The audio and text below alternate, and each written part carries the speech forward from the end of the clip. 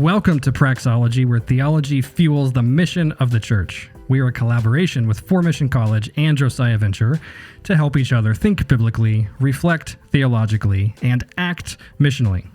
This is the near the last, but certainly not the least topic in our season, Serving Missionally, your knowledge toolkit for success.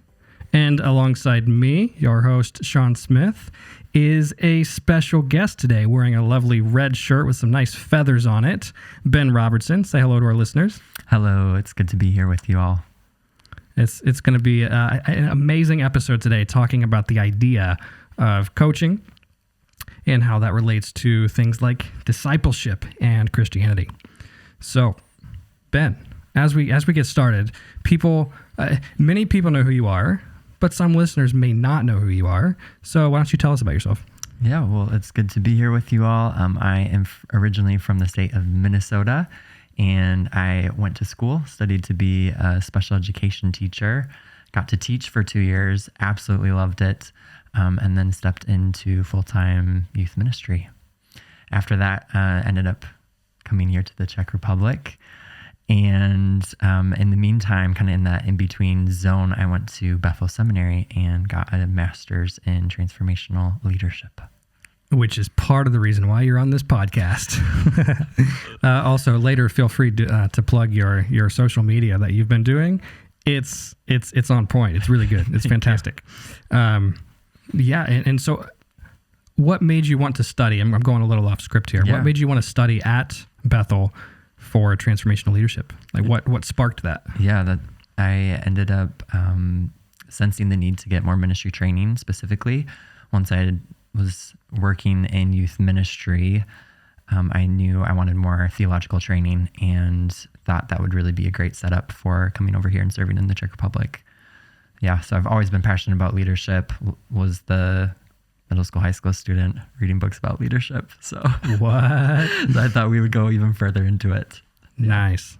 That's wow. Well, I suppose I was reading some similar books at the time, but not in leadership. That's really unique, and it makes a lot of sense why what you're doing right now is I have the sense that you're walking very firmly in what God's calling you to do. Yeah, that's part of the process. Yeah, and so let's transition to here. You're doing some things related to coaching, which we'll get to, but you're also a missionary with Josiah Venture. So what exactly do you do? What do you and your family do? And for how long have you been here? Yeah, we are serving here now for 5 years, and we serve in the northwest corner of the Czech Republic. I'm part of the regional team, and so I get to come alongside churches, specifically the youth ministries and the youth leaders, helping train, coach, mentor, and equip for more gospel fruit and disciple making. Nice. Yeah. And how many children do you have? I have 3 kids. They're incredible, and I'm really enjoying the season of parenting and life that we're in right now. It's fun and a challenge, is it not? Yes. both and for sure. For sure. Yes. Let's move into coaching more specifically. What we're interested in, like where we've been this season, is serving missionally and knowledge toolkit for success. So one of those things is well, I'll let the cat out of the bag. That's an American idiom that probably makes some sense to some people. My reason for wanting to have you on the podcast is quite simply because I think that there are some amazing things related to the realm of coaching, which I would place more in the sphere when people talk about it, like business, leadership, and things like that. And there's some streams where it has connected into Christianity, into discipleship. And I think there's some things to watch out for that could be maybe not so good that will probably come out, and some things that we should really think about that are good. And so just very generally speaking, I think to serve missionally and to do that well, we need to understand when we're discipling, when we're coaching, and how those two things relate. So that's my reasoning for wanting to have you on. I think we're going to find great answers and even more. But to begin, recently, I'm going to say recently, you can quantify that as you wish. Sure. But more formally, recently you began a focus on coaching. Can you tell us about that process and also maybe about your connection to the Strengths Finder. Yeah. So back in 2019, I ended up going to London for a week-long Gallup Strengths coaching certification process program, and absolutely loved it. I started to use this tool over here working with leaders. And I actually had first heard of the tool when Sarah and I were interns, and she had taken the assessment. Interns with Josiah Venture? With Josiah Venture. So you were here in Europe. Okay. Yes. Yeah. So we were here in Europe. We were both interns, and Sarah had taken the assessment, which is my wife's name. And she was just telling me about it. I was very intrigued, didn't know what it meant. So then a couple years later, after we were married, I ended up taking the assessment, and we started to use it in our marriage. We were really blessed by this common language and this framework that it gave us to better understand each other.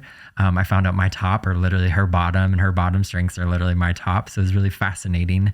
And then when I was actually at Bethel doing seminary, working on this transformational leadership stuff, one of my professors was a Gallup certified strengths coach.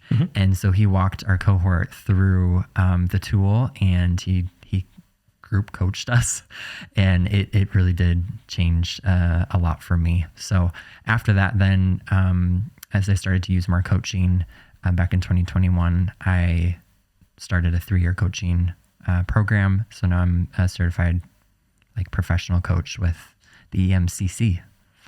Yeah, the European Mentoring and Coaching Council. So it's become a big passion for me, for sure. And you're not the only one, I think, within Josiah Venture that has that certification, or are you? I think right now I might be the one with that one, but there are other similar coaching certification bodies that some of our other teammates do have. Yeah. And so it seems like, my simplification anyway, Strengths Finder is a mainstream that got you into this idea of coaching. For sure. And so the Strengths Finder, maybe a lot of listeners have heard of but don't know. Yeah. There are 34. I was close. I've taken it multiple times. 34 strengths that you're evaluated on through a very nice, very comprehensive, we'll call it a survey, I suppose. Yeah. And it outputs not just your top 5 strengths, but it actually lists all of them in order if you pay enough money to get the full report, which is actually, I think, very worth doing. Yeah, I would agree.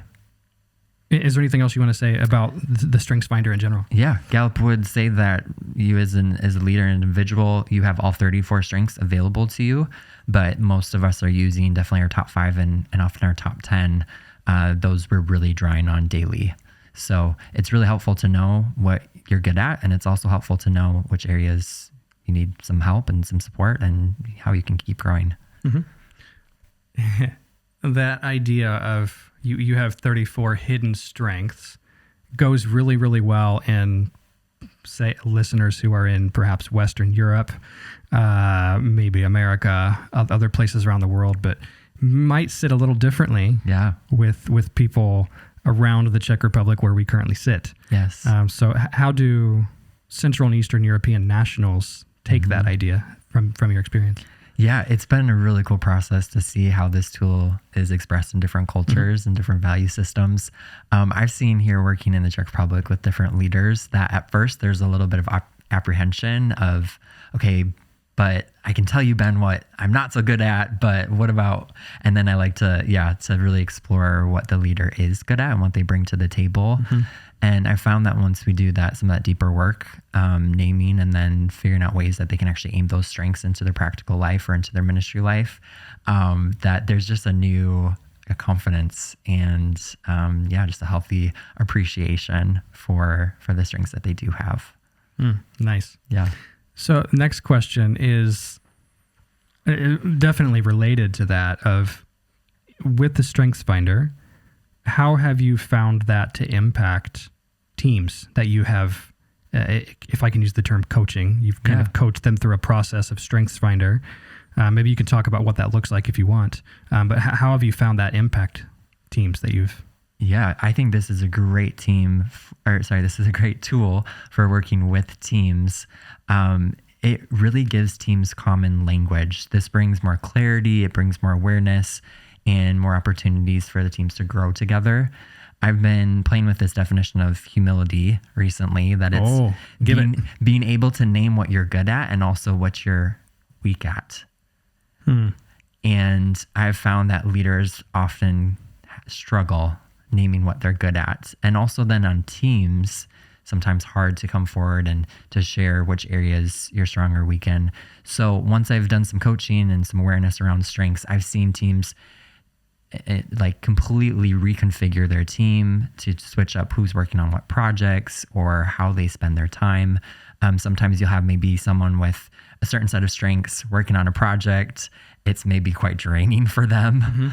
You switch it up, you look at your strengths, you look at who else is on the team. Someone else maybe steps into that project and is really energized by that. And that's a win for everyone. Yeah. So I think it's a great tool that teams can use. Give that definition of humility again. Yeah. Humility is being able to name what you're good at and what you're weak at. I feel like that's an entire episode right there that we could unpack in terms of, because my mind is immediately going, where is Jesus modeling that? And I think that it can be quite evident if you just poke around the Gospels for a little while, where Jesus is very firm in what the Father sent him to do. Yes.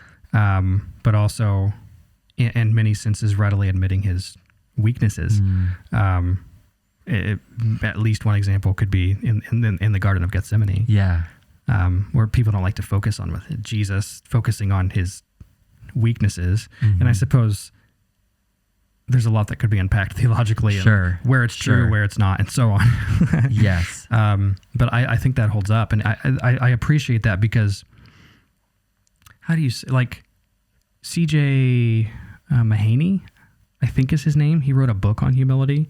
It's one of the better ones that I think I've probably ever read on the topic. Aubrey Malphurs might have. He's actually more in the leadership realm in the United States. I think he wrote something on humility, and I'm usually just not impressed. Malphurs is better, but there's this idea of, how would we say deference? Like not pointing to myself, always pointing to other people. Yeah. And that's what we should always do. That's what a humble leader is and does.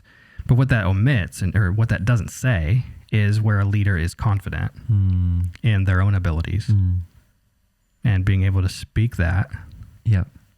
I think is really helpful within a team. And I personally, I can attest that you actually led our mission team through StrengthsFinder coaching. We did 2 or 3 sessions with you? Yeah. Yeah, we did, I think, 3 total sessions together. Like 3 hours, or maybe it was a little bit more. And it was extremely transformative. And one of the things it did was help us definitively name what our strengths were and what our weaknesses were, and then how to reframe the weaknesses, how we lean into the strengths for the greater good of the team, but how we lean on each other's strengths to cover our weaknesses and also kind of like to grow in them and so on. And I will just echo that common language.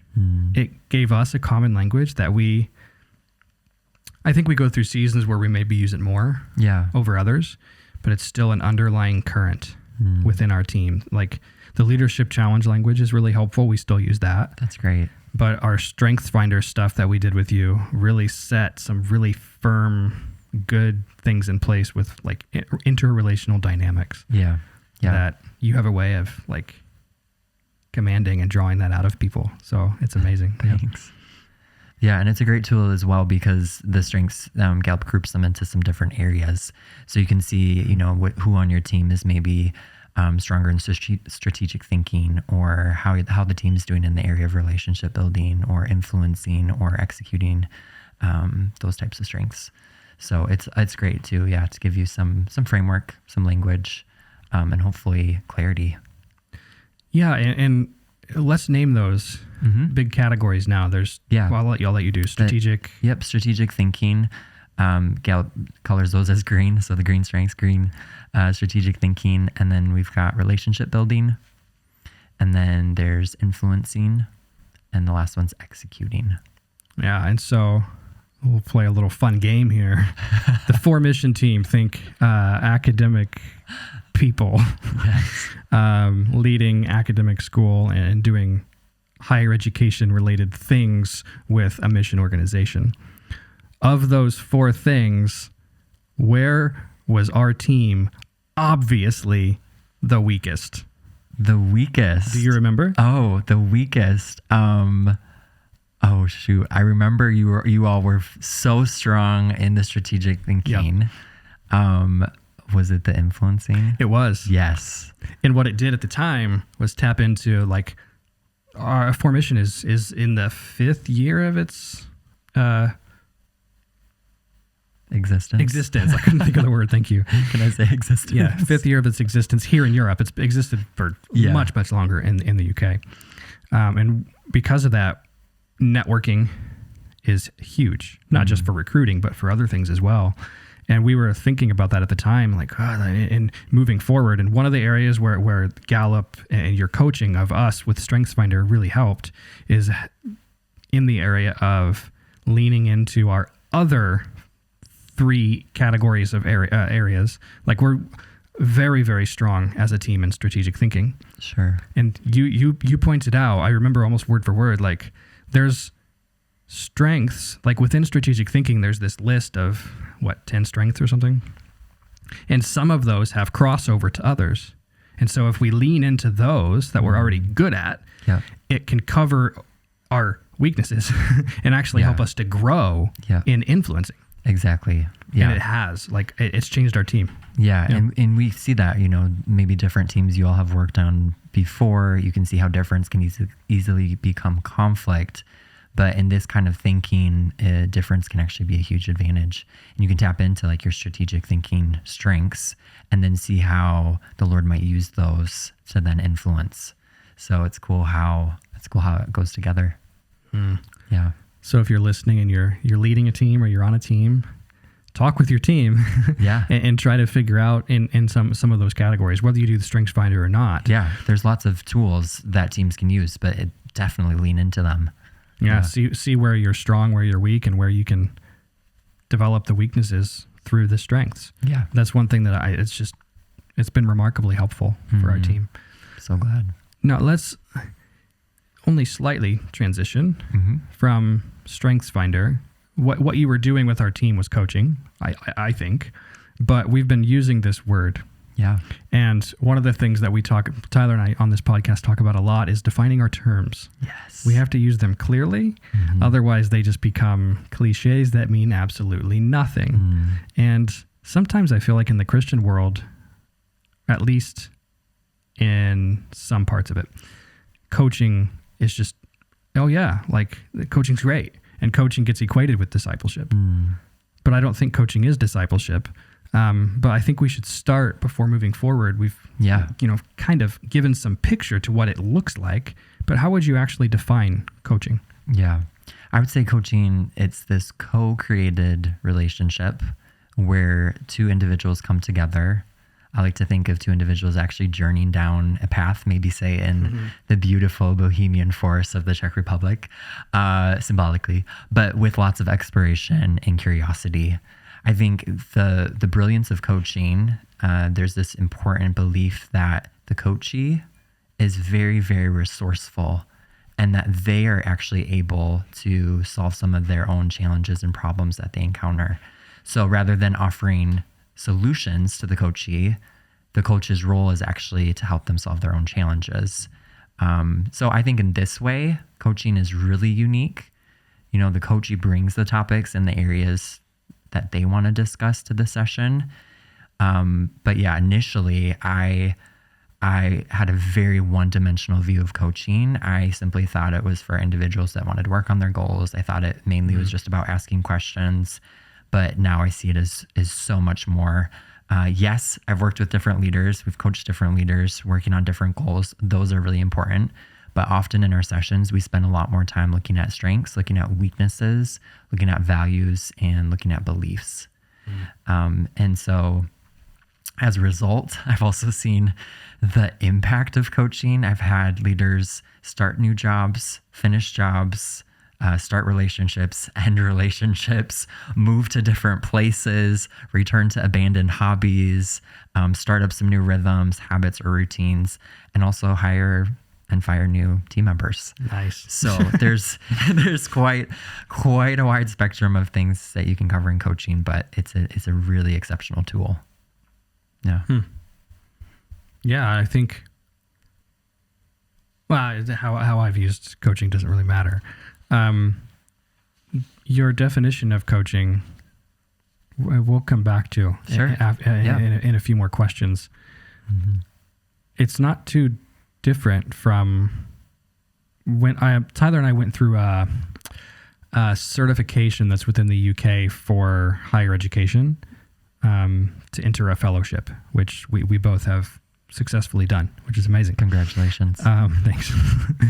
And as part of that, we went through a few seminars, and one of the guys, very kind of think crazy professor with a little bit of a hyperness to him, but really excited about what he's doing and teaching. That's this guy. And he asked us to find a picture online and put it onto Padlet.com, which I recommend if you're teaching or just using ministry. People can find things online, put a picture, and then you can use it for live discussions. It's amazing. And I put a picture of hikers on a path, walking slightly uphill, and I tried to find a Czech forest because that's the exact picture that comes into my mind as well. But I picture them walking slightly uphill because it's a challenge. That's good. It's not always easy, but the people are definitely walking side by side. And so that seems to be what you're emphasizing in the idea of coaching is it always walking side by side? Or is it sometimes where what language do you use? Coachee, coach? Yeah, I think most of the time I say coach and the coachee. Yeah. Okay, so is there ever a time where the coach kind of steps forward and leads from the front, as it were? Or is he always beside? Yeah. You know? So here's what I see in this picture. I would say that coaching and mentoring are on the same spectrum. And so there is some crossover here. There's some similarities. But I would say that mentoring is when maybe the mentor is further along the path and they have maybe some experience or expertise or wisdom or knowledge in an area, and they're helping impart that to the mentee. Whereas coaching tends to be more side by side. The coach is acting as a guide, but more so in the discovery process, whereas the coachee is then exploring and bringing up various things. So they're very similar, very interconnected. I do think that the source is different, right? So mentoring, there'd be more of the how do you say that? Impartation.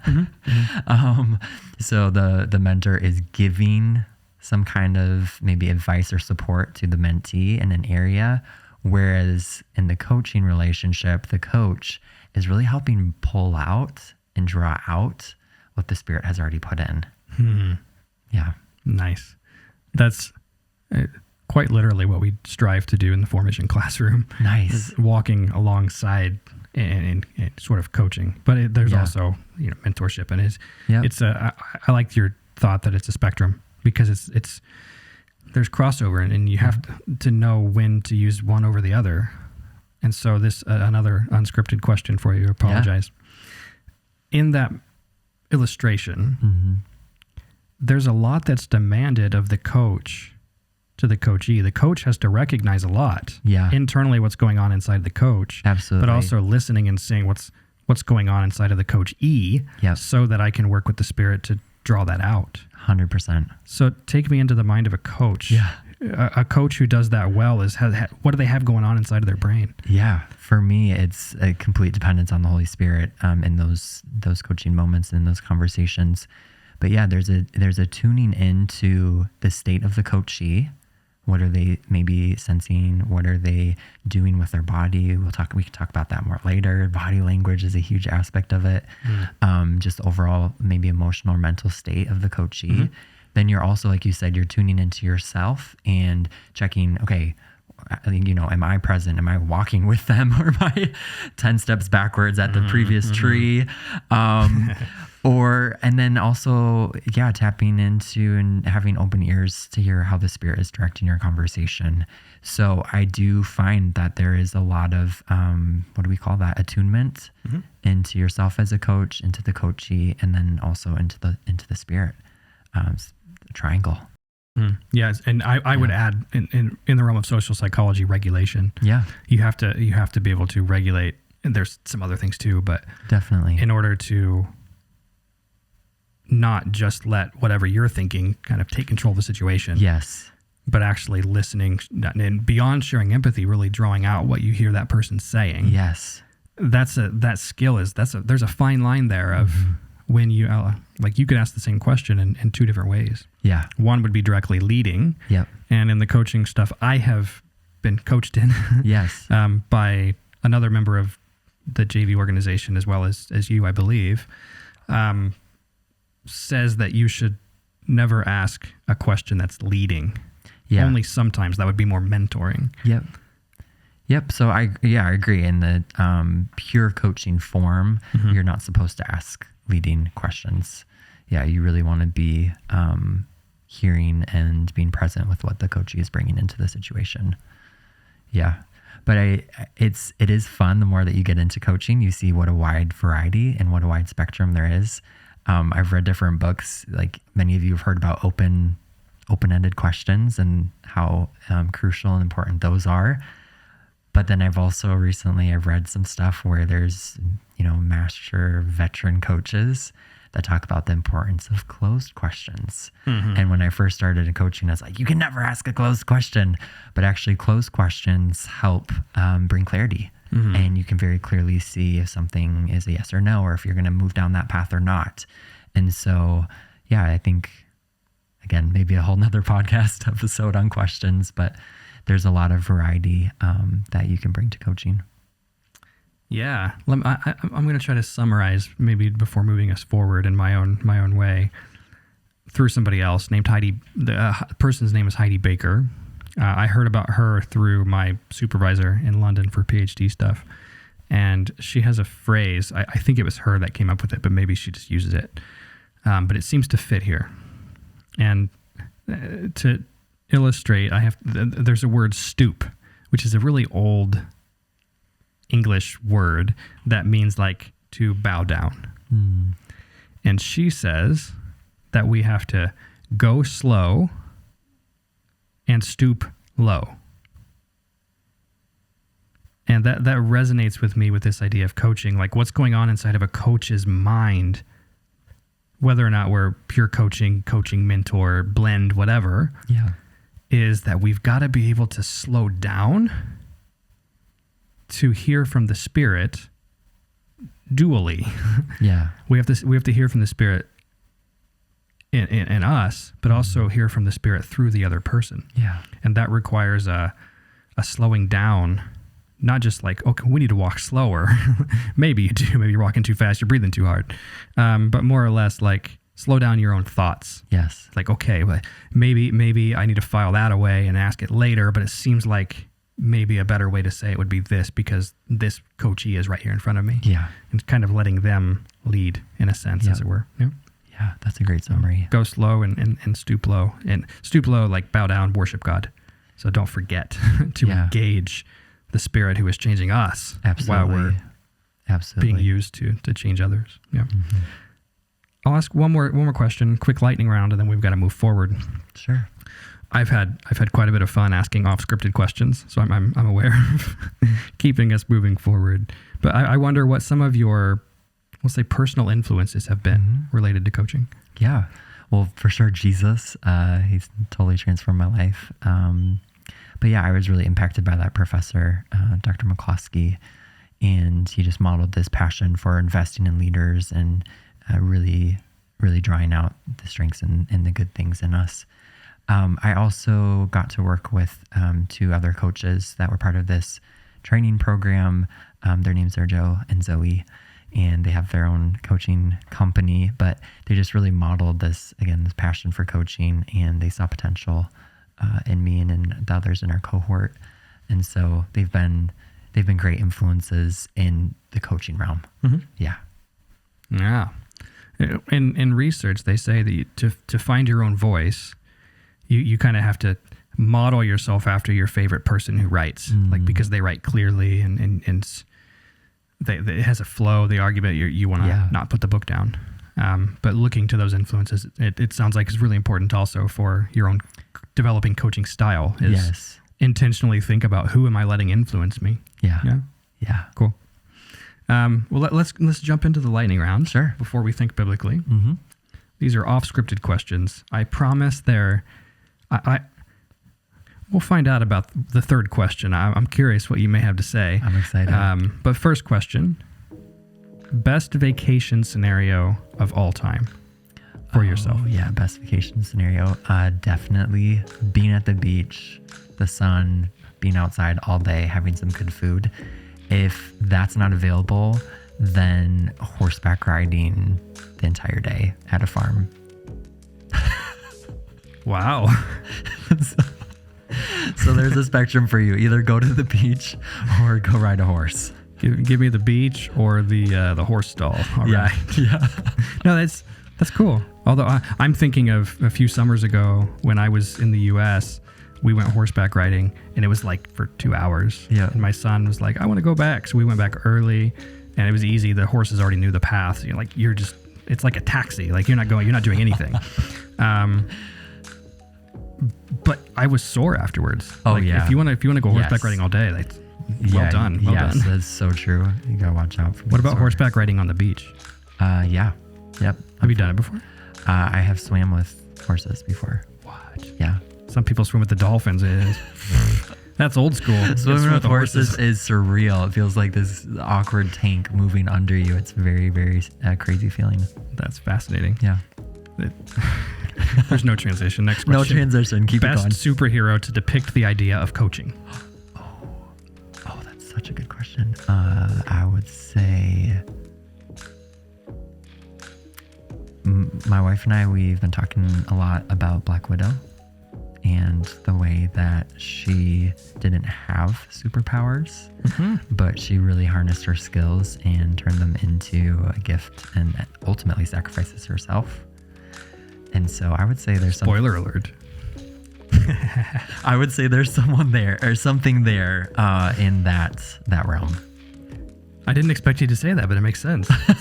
I like that. Next question. Your favorite villain. I'm going to balance it out. Oh no, villain. Can you give me some examples? The only one that comes into my head is, actually, no, more now.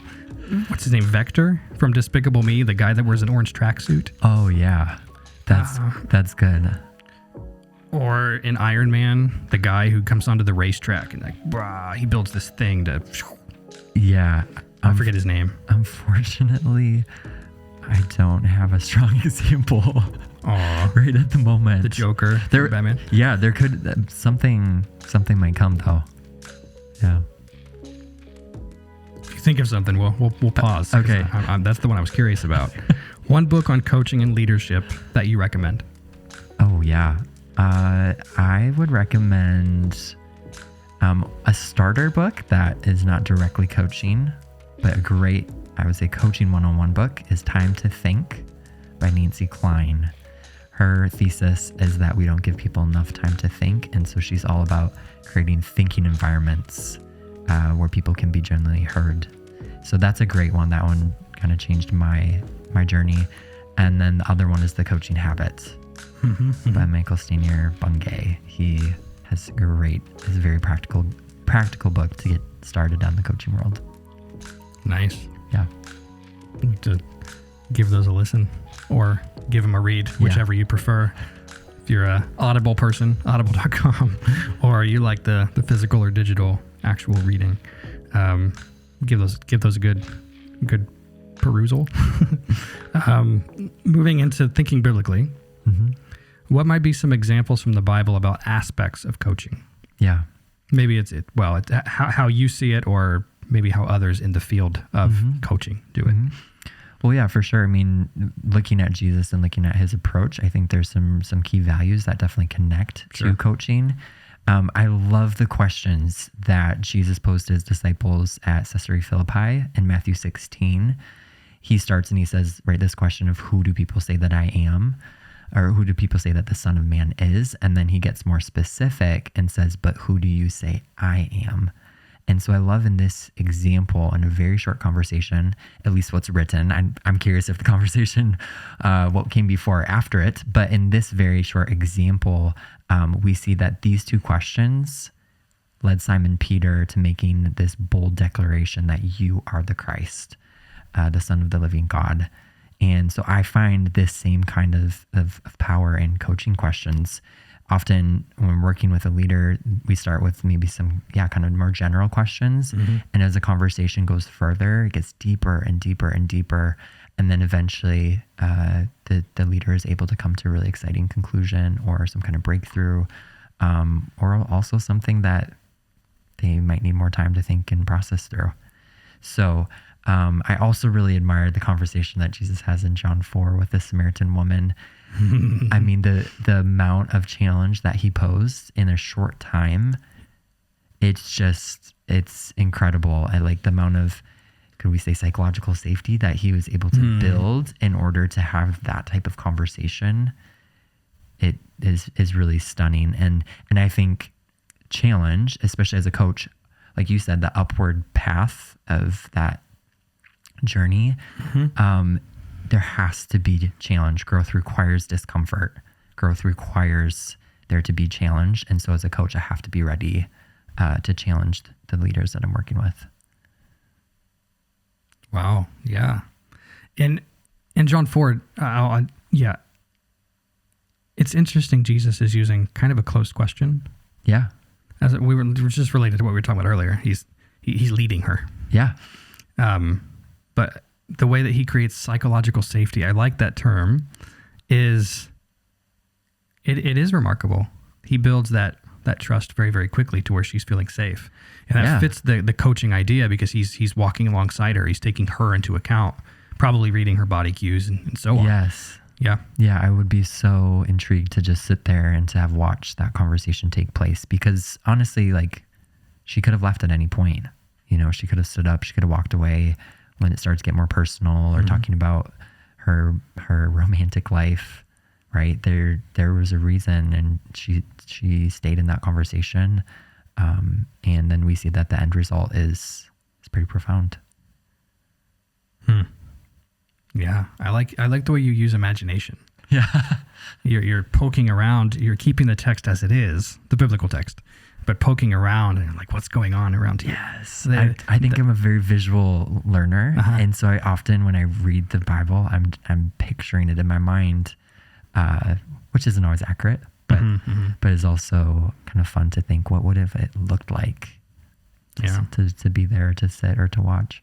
So Tyler and I have talked about theological imagination before and how Catholics have always had it, and evangelicals are like just now getting on the bus, kind of. But what you're talking about there, I'm just drawing that out. It's a brilliant example of what we mean when we're talking about using imagination in a Christian sense. Now let's turn to, that's just an amazing bonus of the episode that I wasn't anticipating. Back to coaching. Yeah. And there's an overlap we've kind of teased out between mentoring and coaching, but if we add discipleship to that, so there's overlap between discipleship, mentoring, and coaching. How are you thinking about these as they're interrelated but still distinct ideas? Yeah. I would say I like to think of disciple making or discipleship as this overarching umbrella about Jesus passing on this great commission to his followers. We're invited to co-mission with him to reach the ends of the earth. And then I think that coaching and mentoring fall underneath that umbrella. I think that also you could probably add counseling. Oh, for sure. Even some consulting. I think that those concepts can sometimes be a bit interrelated. But again, coaching, it's that co-created relationship where they're journeying down the path together through exploration, through curious questions, presence, all that. Mentoring is a little bit more where one person tends to have an expertise or wisdom in an area. And so, I was thinking of a metaphor for this. I like to think of it as disciple making as the fruit, for example, coming out of a garden. It's absolutely lovely here in the Czech Republic today. It's a nice sunny summer day. I love looking at people's gardens and the landscape and all of that. And right, for that to work well, you've got to have sunshine, you've got to have good soil, you've got to have water. So that's kind of what I see with coaching and with mentoring, is that they're phenomenal tools that can definitely lead towards someone becoming more Christ-like. But they themselves, like you said, there still is a distinction there between them and disciple making. Coaching is a tool that serves the end of what we might call the bigger category of discipleship. Yes. Okay. Yeah. I think that used well, and again, like we talked about with the leading of the Holy Spirit, leaders can experience incredible breakthrough or spiritual formation or just this kind of stuff. Yeah. That sits well with me. Like, sometimes I just wonder what people are thinking. Like, I use coaching questions.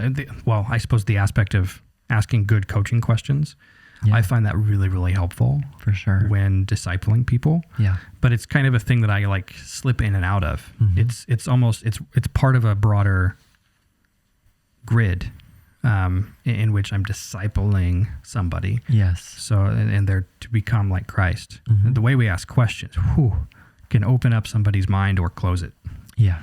And so this is, I think, where that aspect of coaching becomes key without overtaking the whole thing to where coaching becomes like the end. Like, coaching is discipleship. Yeah. It's not. Yep. It's a tool that gets us there. Exactly. I like that. Exactly. So yeah, for my own journey of becoming more Christ-like, coaching has been one of the tools that's helped shape and form me, just as community has helped shape and form me, and counseling has helped shape and form me. And there's all kinds of tools that the Lord can use.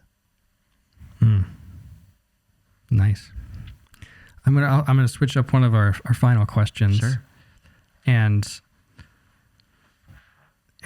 get more to the like practically how we use this. Yeah.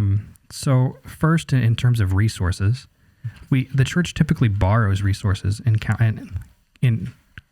coaching from wherever, without giving a lot of thought to it.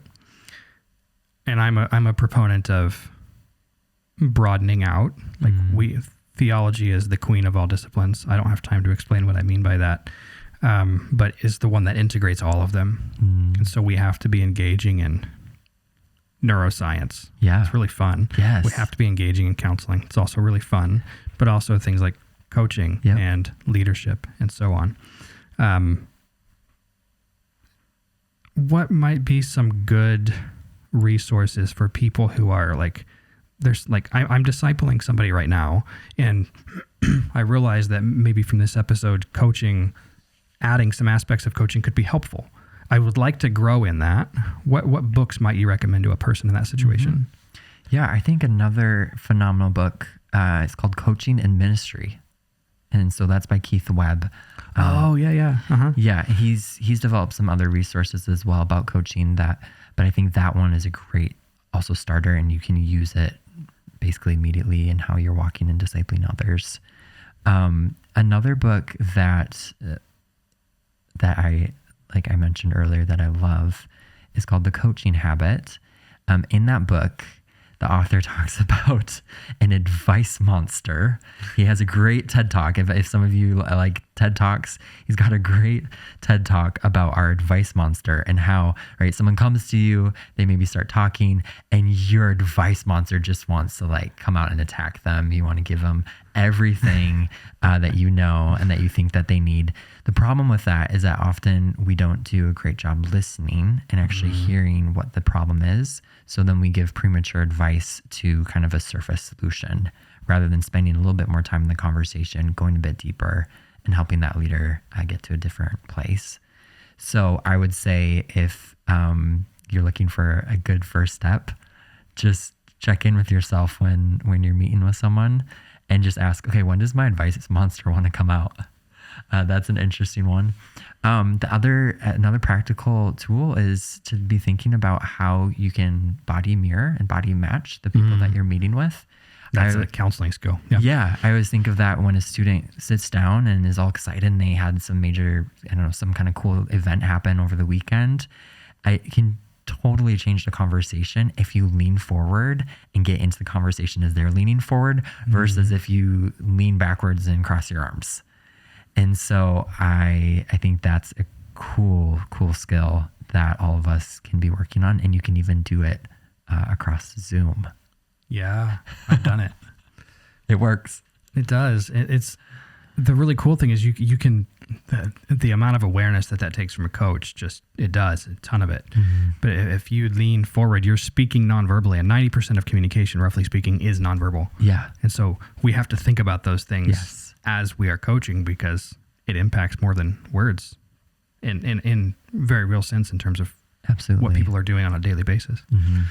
Yeah. And I would say in that, look for their thinking face. So most people have a face that they'll maybe look up into the corner or something. So when you're meeting with someone, see if you can discover what's their thinking face. Yeah, most people know mine. Also, my favorite, I'm going to answer a lightning round question. Yeah. My favorite villain is now and forever the advice monster. There it is. Yeah. Grand finale. It was always the advice monster. All right. Final question. How can we help listeners to think practically about coaching in life-on-life situations of discipleship? Yeah, well, I think we kind of covered that. But yeah, so we're talking about the advice monster. We're talking about body mirroring, paying attention to the nonverbal cues, discovering someone's thinking face. I would say the other one that has been a game changer for me is embracing silence. I grew up always trying to fill the silence, and in conversations, I was always ready with my next question. But now through this process of coaching, I think that silence is a rare gift in our world, and for someone to just hold that space and allow, especially those that maybe are more internal processors, to offer a friend or someone you're leading or someone you're discipling. Yeah. That's a gift. So those are some, I would say, practical ways you could start trying out some of this. Nice. That's more than enough to probably pause right now and stop and spend some time in silence to just reflect on. But definitely we invite you, to those of you who are watching us and those of you who are just listening, to do that at least at the end of this episode. Reflect on your current discipleship habits. Yeah. And maybe simply just ask yourself, in the spirit, where might I be able to use this idea of coaching to grow as a leader first, and also to lead other people. Yeah. Yeah. Yeah. I think also there's just one, it's been in back of my head. I have to, and I'm going to make you do it because you didn't do it when I asked you for book recommendations. So I think I've heard that you might be writing a book, maybe. I don't know if this is true. You can confirm or deny. It's true, yeah.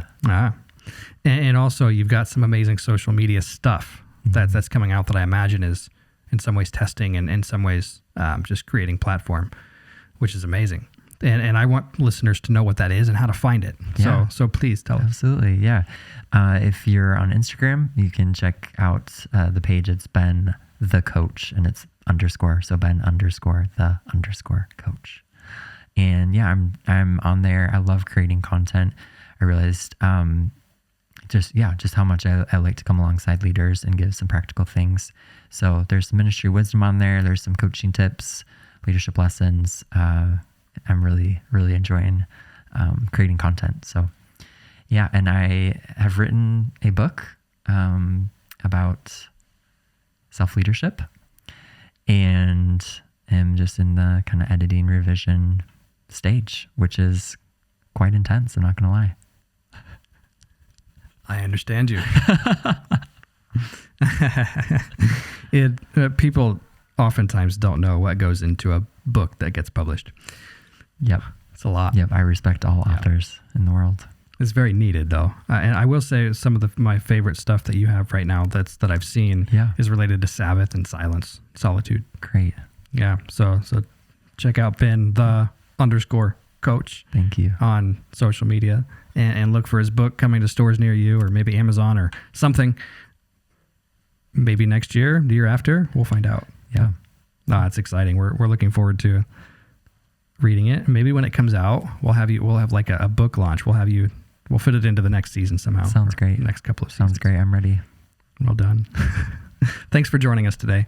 It was a more than an honor. It was a privilege to chat with you about all things related to discipleship, coaching, and your advice monster. That's just going to stick with me for a long time. Yeah. And thank you for the work that you all are doing to equip leaders. This podcast is a gift, and thank you all for being part of this conversation with us. Well, that wraps up this episode. As a reminder, we finish our season in the next episode, which is our second listener Q&A. So this is where we're going to take your questions about anything related to our third season. And we look forward to being in more direct conversation with you, our listeners and watchers. And I will just say one more time, Ben, it's been wonderful to have you on the podcast today. Thank you for your insights related to coaching and how we can be better disciples. So until next time, we say, go in peace and walk like Jesus did, including some coaching elements. We'll see you next time.